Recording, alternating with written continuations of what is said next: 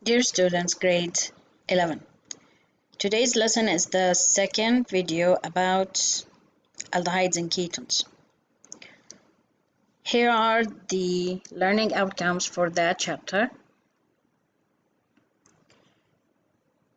Of course, the first part we studied about the general information or the general equation about the general equation of aldehydes and ketones, how to name both of them, aldehydes and ketones, and also we have learned the functional group of both aldehydes and ketones.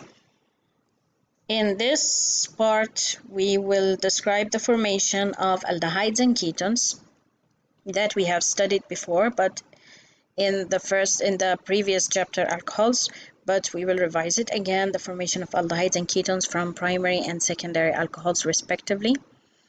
The reduction of aldehydes and ketones using NABHR or LiAlH4, the reaction of aldehydes and ketones with cyanide ions, if it's hydrogen cyanide or sodium cyanide. Okay, now let's get to the lesson. Remember, in the previous chapter, we were studying about alcohols, and we said that there are three classifications of alcohols. There is primary alcohol, there is secondary alcohol, and there is tertiary alcohol. And to differentiate between each of them, as if you studied that or you need to revise that, we check the carbon that is bonded to the OH. Okay, if it has two H's, for example, this is RC. If it has two H's and the OH, this is primary. So if there is an R, a C, and another R, and H is, and this is the OH, this is secondary. And if the carbon attaching to the or bonded to the OH has no hydrogen atoms, so this is a tertiary alcohol. We also remember that we studied the oxidation of alcohols, primary, secondary, and we said that tertiary alcohols cannot be oxidized. And do you remember the reason? Yes, the reason was in tertiary alcohols there are no hydrogens to take. So for tertiary alcohols they cannot be oxidized because there is no hydrogen atoms attached to that carbon for oxidation. Okay, let's look at the primary alcohols when it's oxidized. In primary alcohols, remember we said it has two hydrogens. The carbon bonded to the OH has two hydrogens. So the primary alcohols actually can be oxidized twice because you have two hydrogens. So the primary alcohol, when you oxidize it for the first time using the potassium dichromate, which is a strong oxidizing agent, acidified potassium dichromate. Acidified means it contains acids or it has the proton. So the first step when you oxidize the primary alcohols, it turns to aldehydes. And then if you continue oxidizing, again using the potassium dichromate, it turns to ketones. That's why primary alcohols can be oxidized by two steps because it has two hydrogens. For secondary alcohols, it can be oxidized only once. Same reason, because it has only one hydrogen atom, using again acidified potassium dichromate. So because it has only one hydrogen to take, so if you take away the hydrogen from the alcohol, you only have C and O, which is ketones. So the primary alcohols, which is RCH2OH, at the first oxidation step, it becomes R. You take away the H, so it becomes RC OH and CHO. Okay, and sorry, there is no C here. So you have an R and CHO, and just an R and CHO. The second step, you will take the other H, so you have R, C, O, and another alkyl group. Okay? In the secondary alcohol, you can only oxidize once because you only have one hydrogen. So if you have R, carbon, OH, and here is another R, it becomes, after oxidation, just take the H, so it becomes R, C, O, and another alkyl group, which is ketone.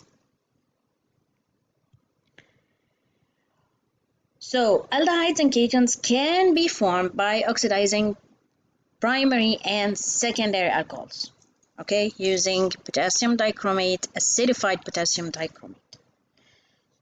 Now a question. How are primary alcohols oxidized to aldehydes? Again, how primary alcohols can be oxidized to aldehydes. Okay, if a primary alcohol is heated with acidified potassium dichromate, the alcohol will be oxidized to form aldehyde. This is the first step of oxidizing the primary alcohols. Okay, so when primary alcohol is heated in presence of acidified potassium dichromate, it will give what? An aldehyde. The acidified potassium dichromate will change its color, so it will change from orange becomes green. So this means that the primary alcohol in this case, the potassium dichromate has an orange color. It has an orange color. So when it's oxidized, it turns to green. So this is the color of potassium dichromate.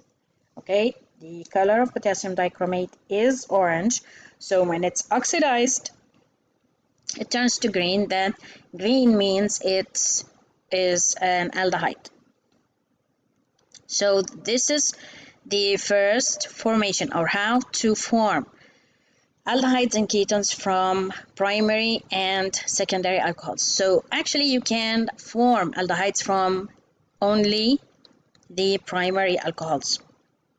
You just heat it and add orange potassium dichromate, and when it turns green, this means that you have an aldehyde. So what is the name of this alcohol? It has two carbons, OH, two carbons, so this is ethanoic acid.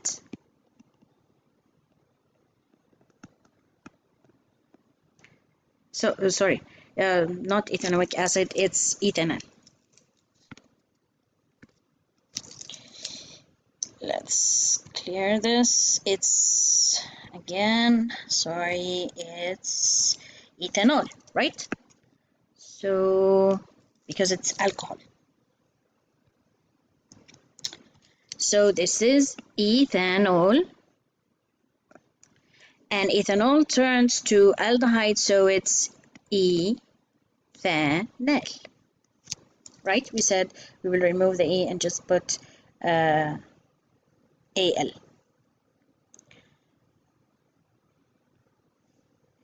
Okay, now about the secondary alcohols. What happens to them when they are oxidized? So in secondary alcohols, we said that can be oxidized just once because it has only one hydrogen, and when it's oxidized using acidified potassium dichromate, it turns to ketones. So if a secondary alcohol is heated under reflux, remember what is reflux? Means you have to have a condenser just to reduce the heat. With acidified potassium dichromate, the alcohol will be oxidized to form ketones. Okay? So the acidified potassium dichromate, again, it have an orange color. It will turn to green. Okay. So in this case, we now know that you can prepare the aldehydes and ketones using only primary and secondary alcohols. So from primary alcohol, you can prepare aldehydes, and also from primary, you can, after the aldehydes, you can actually oxidize the aldehydes to make it into ketones. So from the primary alcohols, you can oxidize the primary alcohol to get aldehyde. And the secondary alcohol, you can oxidize it to get ketones. So let's name these compounds. Here we have an alcohol, but we have 1, 2, 3. Okay, so the OH at carbon 2, so we have to put 2. Since it's 3, it's propanol,